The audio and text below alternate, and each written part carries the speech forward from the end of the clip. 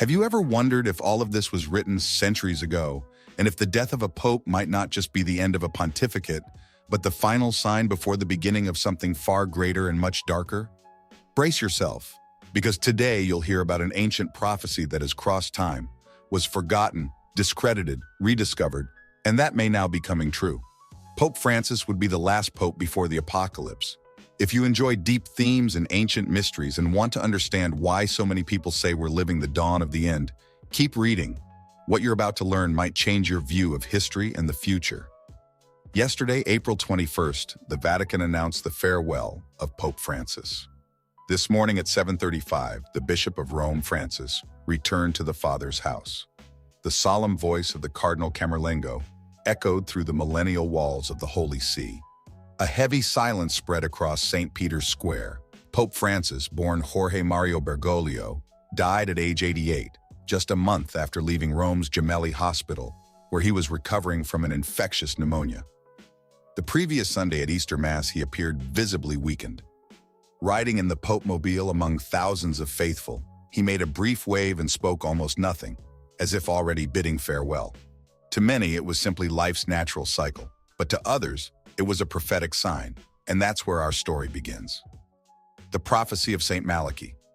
In 1139, an Irish archbishop named Malachy reportedly experienced a supernatural vision upon visiting Rome.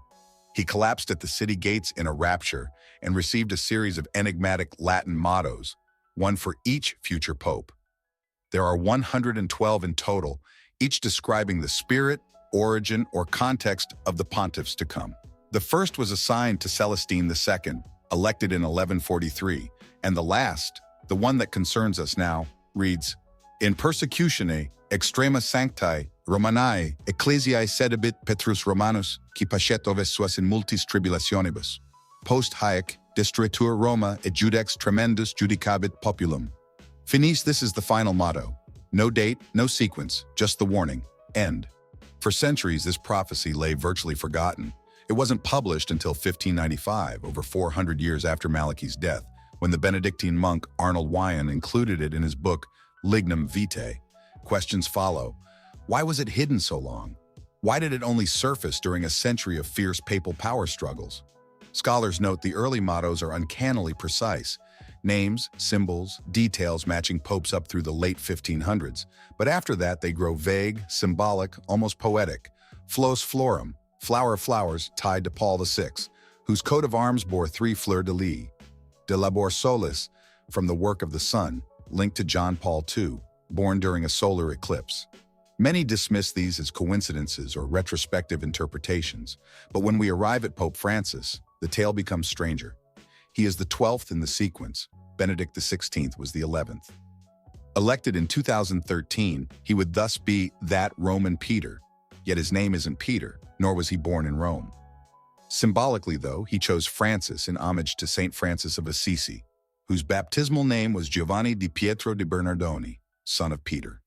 And as Bishop of Rome, he embodies the city of 7 hills. Furthermore, he was the first Latin American pope, the first Jesuit pope, and the first non-European in over 12 centuries. His election signaled change, rupture, renewal, but also division, times of tribulation.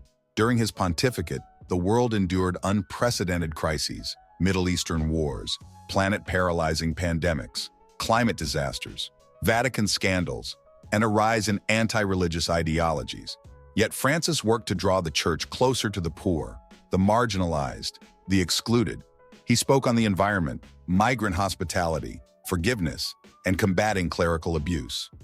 But conservatives accused him of diluting the faith, an interpretation that some apocalyptic theologians see as fulfilling the many tribulations of the prophecy. When Benedict XVI resigned in 2013, it was the first papal resignation in over 6 centuries. With Francis's death, for the first time in modern history, we have 2 consecutive popes who did not complete their pontificates by dying in office. To prophecy scholars, yet another sign of an ending era.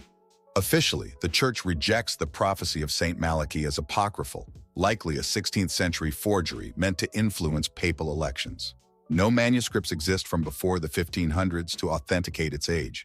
Still, it survived over 400 years, stirring speculation, fascination, and fear. And now, with Francis's passing, it returns to the forefront of global debate. What now? With Francis gone, the sede vacante period begins. The papal throne sits empty, and a new conclave will be convened. Cardinals from across the world will gather in secrecy. White smoke, bell tolls, and a new name will emerge. But what if it doesn't? What if there are disputes, schisms? Malachy's prophecy ends abruptly. No popes after that Roman Peter. No redemption, only judgment. Perhaps it's the end of a lineage, or perhaps the real apocalypse is just beginning. In part 2 of this series, we will explore the world events fueling apocalyptic imagination. Wars and rumors of wars, dangerous technology like artificial intelligence, the erosion of faith, false messiahs and hidden symbolism in recent pontificates. Stay tuned, the story is only beginning. Francis died in April 2025 at age 88. He requested a simple burial outside the Vatican, without statue or pomp, just silence. And now the world waits. The new pope, a new era, judgment, or the chance for redemption. Perhaps the decision lies with us. Before you go, reflect. Do you believe this prophecy has been fulfilled, or is it mere coincidence?